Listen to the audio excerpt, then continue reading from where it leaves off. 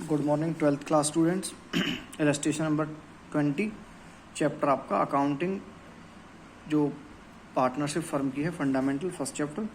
यहाँ देखिए illustration number 20 से पहले in case of loss of the firm, अगर फर्म लॉस में होती है तो भी फर्म को रेंट, पार्टनर के लोन पे इंटरेस्ट ये पे करने ही पड़ेंगे, ठीक है ना।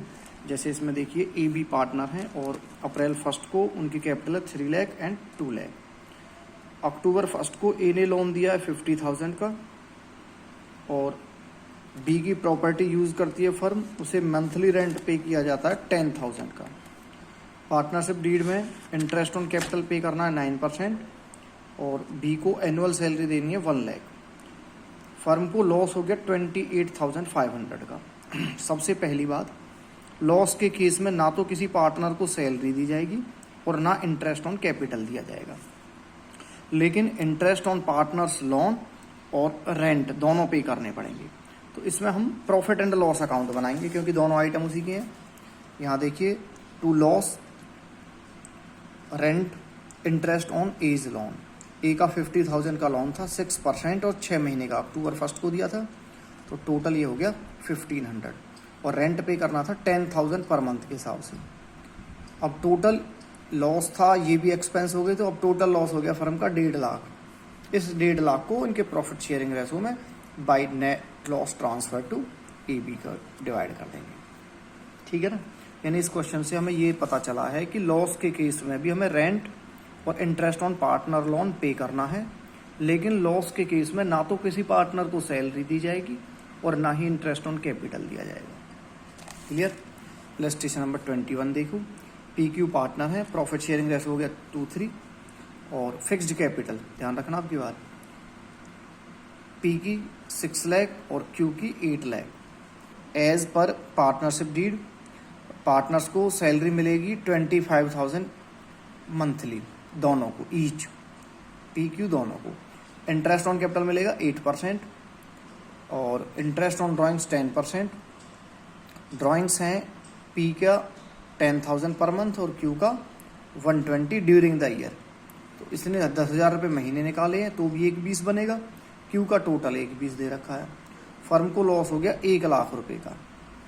एक बात ध्यान रखनी है, इंटरेस्ट ऑन ड्राइंग्स लेना है, ठीक है ना, चाहे फर्म को प्रॉफिट हो चाहे फर्म को लॉस हो। तो यहाँ देखिए आप एप्रोप्रिएशन अकाउंट, हमें लॉस दे रखा है 1 लाख रुपए का। इंटरेस्ट ऑन ड्राइंग से 12,000 का हमने लॉस कवर कर लिया, भाई 6 महीने का लगेगा 1,20,000 रुपये, क्योंकि डेट नहीं दे रखी कौन से में भी, तो 12,000 तो रिकवर हो गए। 88 का लॉस बचा, उसे पार्टनर्स में डिस्ट्रीब्यूट कर देंगे 2/5 3/5 में। क्लियर।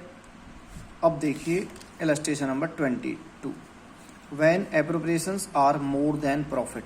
यानी इसका मतलब क्या है कि मान लो हमें इंटरेस्ट ऑन कैपिटल तो पे करना है 50,000 का और हमारे पास प्रॉफिट है 30,000 रुपये का, तो हम पूरा इंटरेस्ट ऑन कैपिटल तो पे नहीं कर सकते क्योंकि उसे तो सिर्फ आउट ऑफ प्रॉफिट पे किया जा सकता है।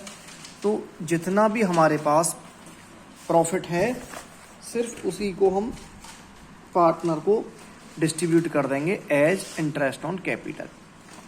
इस वाली इलस्ट्रेशन में आप देखेंगे ए बी पार्टनर हैं और प्रॉफिट शेयरिंग रेशो 2:1 हो गया। ए नॉन वर्किंग पार्टनर है और उसने 12 लाख रुपए लगाए हैं एज कैपिटल।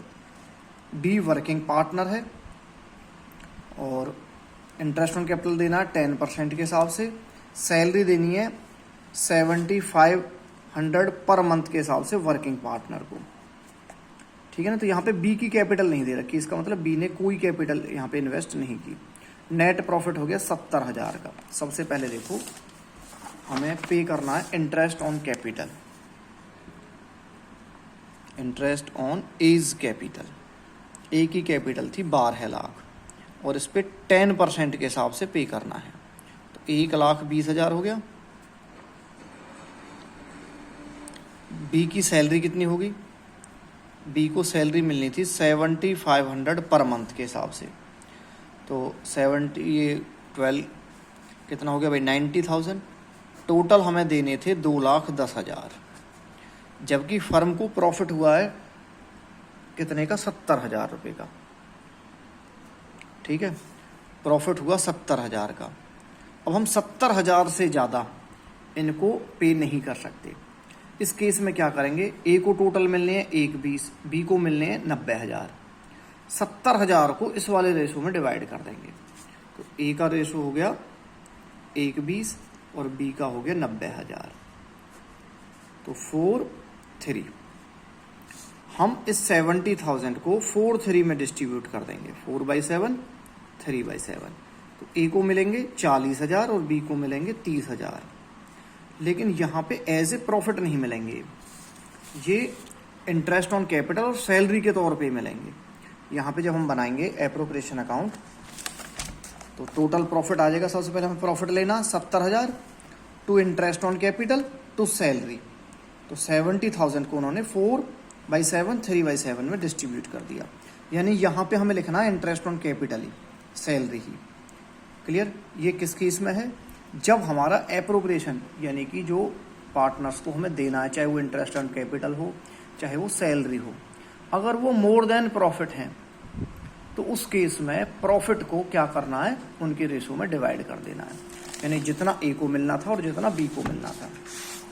क्लियर? उस में हमने इसे डिस्ट्रीब्यूट कर दिया।